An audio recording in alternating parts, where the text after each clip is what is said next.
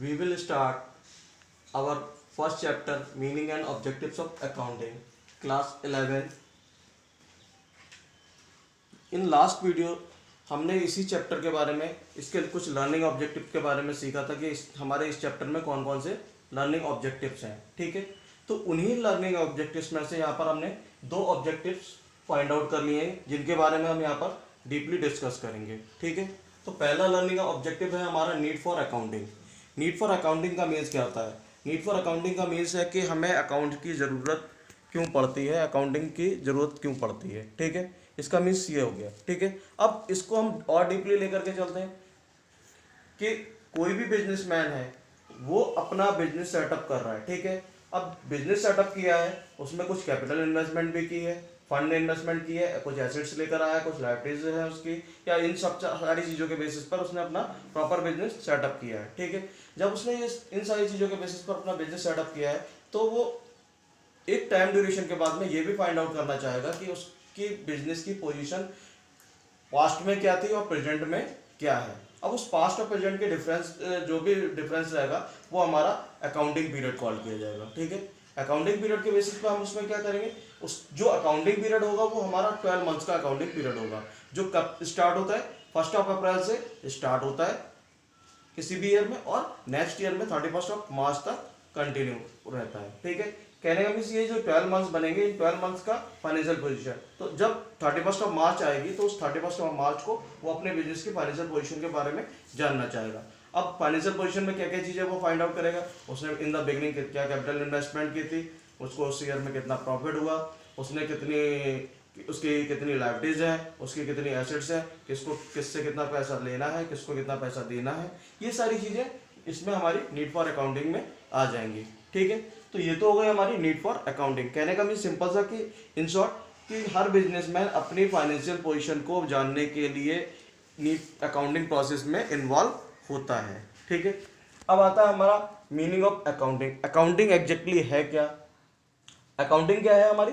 Accounting is the art of recording, classifying, summarising and communicating financial information to users for correct decision making.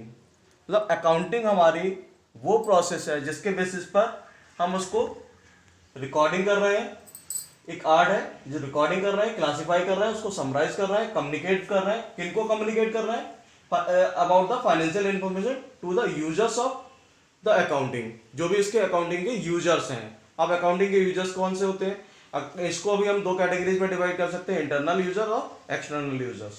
ठीक है, अब internal users में जो आते हैं हमारे जो मैनेजर्स हैं, ऑनर है, मैनेजमेंट है, ये सारे हमारे इंटरनल यूजर्स में आ जाते हैं. एक्सटर्नल यूजर्स में हमारे क्रिएटर्स हैं, ठीक है, और सप्लायर्स हैं या गवर्नमेंट है, ये सारे हमारे एक्सटर्नल यूजर्स में आ जाते हैं. सभी को किसी ना किसी वे में हमारे बिजनेस के फाइनेंशियल पोजीशन के बारे में रिक्वायरमेंट होती है. ठीक है, वो फाइनेंशियल पोजीशन के बारे में जानना चाहेगा. तो कहने का मीन्स है कि उनको एक प्रॉपर इंफॉर्मेशन मिल जाती है जिसके बेसिस पर वो अपने डिसीजंस टेकन कर सकते हैं. ठीक है, आगे कह रहे हैं recording, classifying, summarising are also termed as process of accounting और अकाउंटिंग साइकिल.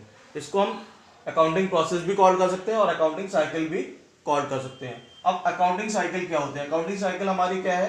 ट्रेडिंग, वो transactions, journal, ledger, trial balance, trading, profit and loss and balance sheet, ये हमारा अकाउंटिंग साइकिल है. ये पूरा 12 मंथ्स को कवर करता है. ठीक है, सबसे पहले हमारे पास में रफली ट्रांजेक्शन्स आती है, ट्रांजेक्शन्स को हम जर्नल में पोस्ट करते हैं, जर्नल से फिर हम लेजर प्रिपेयर करते हैं, लेजर से हम ट्रायल बैलेंस बनाते हैं, ट्रायल बैलेंस से हम की हेल्प से ट्रेडिंग P&L और फाइनली बैलेंस शीट तैयार करते हैं.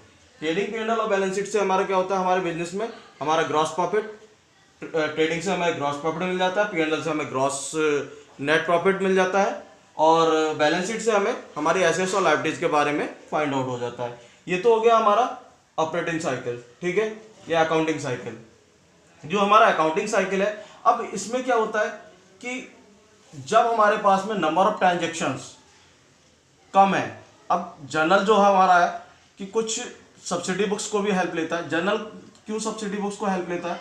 जब हमारे पास में नंबर ऑफ ट्रांजेक्शन्स कम है, सपोज दैट हमारे पास में नंबर ऑफ ट्रांजेक्शन्स है वो है हमारी 50 या 60, ठीक है।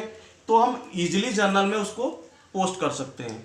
बट जब नंबर ऑफ ट्रांजेक्शन बढ़ जाएंगी, नंबर ऑफ ट्रांजेक्शन बढ़ जाएंगी, क्या मीन्स है, यहाँ पर मान लो सपोज दैट 100, 150 पर डे अगर ये ट्रांजेक्शन होने लगे, तो उस कंडीशन में हमें क्या करना पड़ेगा, उस कंडीशन में हमें कुछ और बुक्स की हेल्प लेनी पड़ेगी, तो जो हमारी अकाउंट्स को प्रॉपरली हेल्प करती हैं। कहने का मीन्स कि अगर हम जर्नल में पोस्ट कर रहे हैं तो इजीली हम 50-60 ट्रांजेक्शन्स डेली पोस्ट कर सकते हैं। बट अगर हम क्या नाम है, अब ये कैसे पता चलेगा कि ये 150 ट्रांजेक्शन्स कैसे अदर सब्सिडी बुक्स को हेल्प लेंगी और 50 से 60 हम जर्नल में कैसे पोस्ट करेंगे। उसमें क्या होता है कि हमारा बिजनेस जो है उसमें हम अगर स्मॉल स्केल का बिजनेस लेकर के चल रहे हैं, स्मॉल स्केल का बिजनेस लेकर के चलेंगे तो उस कंडीशन में जो नंबर ऑफ ट्रांजेक्शन्स होंगी वो 50-60 या कम या इससे ज़्यादा हो सकती है।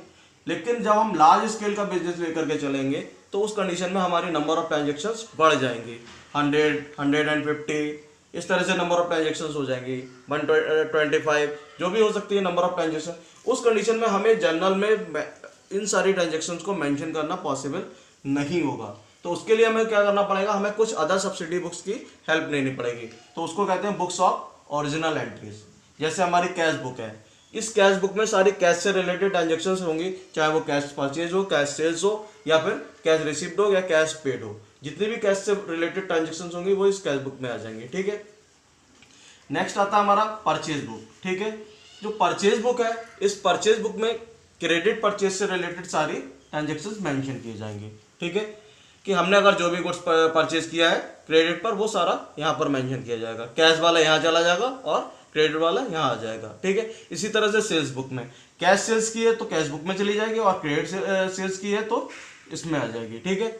अगर कोई भी गुड्स परचेज किया और किसी भी रीजन से हमें रिटर्न करना है तो उस कंडीशन में क्या होगा, वो हम कहाँ मेंशन करेंगे, परचेज रिटर्न बुक में। इसी तरह से अगर हमने कोई गुड्स सोल्ड किया है और कस्टमर को वो चीज़ समझ में नहीं आ रही है, वो गुड्स हमें रिटर्न करेगा तो वो कहाँ चली जाएगी, सेल्स रिटर्न बुक में। बिल्स रिसीवेबल बुक में जो भी बिल्स वगैरह लिखे जाएंगे वो आ जाएंगे। बिल्स पेबल बुक में जो हमने बिल्स क्या नाम वो करने हैं, पेड करने हैं, ठीक है, वो इसमें आ जाएंगे।